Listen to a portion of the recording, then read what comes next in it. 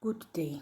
I'm here to talk about traditional medicines, the Bible. I'm doing this video because I'm interested about African traditional medicines. I've used them and they've worked very well for me. I'm a Christian and I believe in the use of traditional medicines. However, I find it very confusing and strange that some of my African Christian brothers and sisters have turned away from our roots, but there are other Christian brothers and sisters who go out at night to seek help from traditional healers. They do this because they fear being shunned by others if they are sin. I know of churches that use both Christianity and African traditions, which is great, and I like that. I hope this video will make all of you to understand my point on this matter.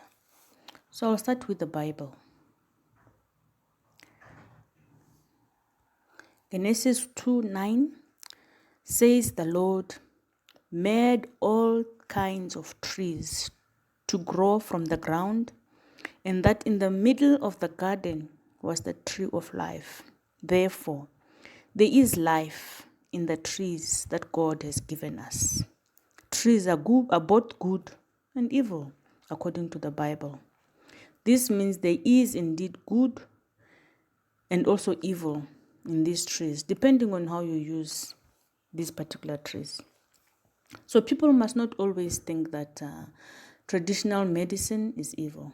It's people who take the evil ones to do evil and leave the good ones.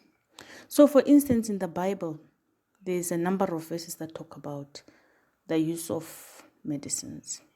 The first one I have is Jeremiah 8:22, Ezekiel 47:11-12, Revelations 22 verse 2, Isaiah 38:21, Jeremiah 51 verse 8, Isaiah 1:16, Jeremiah 30 verse 18, 2 King 20 verse 7. Therefore, because I've found all these verses in the Bible talking about using medicines, I think there's nothing wrong in using good traditional medicines that comes from the good tree of life. Thank you.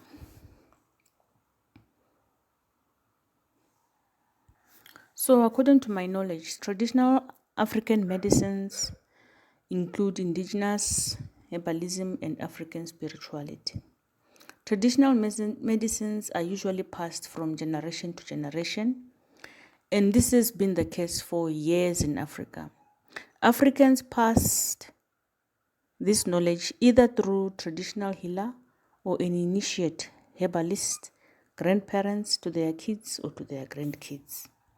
So we all know that traditional medicines were dominating medical systems in Africa before the arrival of Western medicines. However, the number of people who are using these traditional medicines has slightly gone down, according to medical research. But the World Health Organization has shown through a research done that 80% of developing countries still depend on traditional medicines. By 80%, I mean 80% of the people living in those developing countries, they still depend on traditional medicines for health care. So traditional medicine are actually a treasure, a blessing that connects us to our roots. Nature provides everything for us, food and medicines. For example, these traditional medicines, you really find them from these trees, bushes, and shrubs. They are very powerful, they are affordable, they are natural, they are fresh, they are safe to consume, they are easily accessible, and very effective. This is the reason that you find that people still make use of these traditional herbs now and again. We do know that our ancestors lived a long time ago and there were no injections, there were no pills to take. They treated themselves. by using these natural herbs. It was very good for them, and they lived even longer than the way we are living these days. I also find that the herbs are used in so many different ways. Others you boil and then you drink, others you sniff, others you just lick, other medicines you put them in the food, others you can chew them, others you can burn, depending on the type of the medicine or the herb that you are using and what it is being used for. It is also very evident that the trees that are all around us, from the roots, the barks, the leaves, most of them have some medicinal purposes that can be used either as raw as they are. Some you have to squash them, some have to be in powder form, some hard form, depending on the use of that particular medicine. But there's a lot, especially in Southern Africa. There's one special herb that is called moringa that has been doing wonders.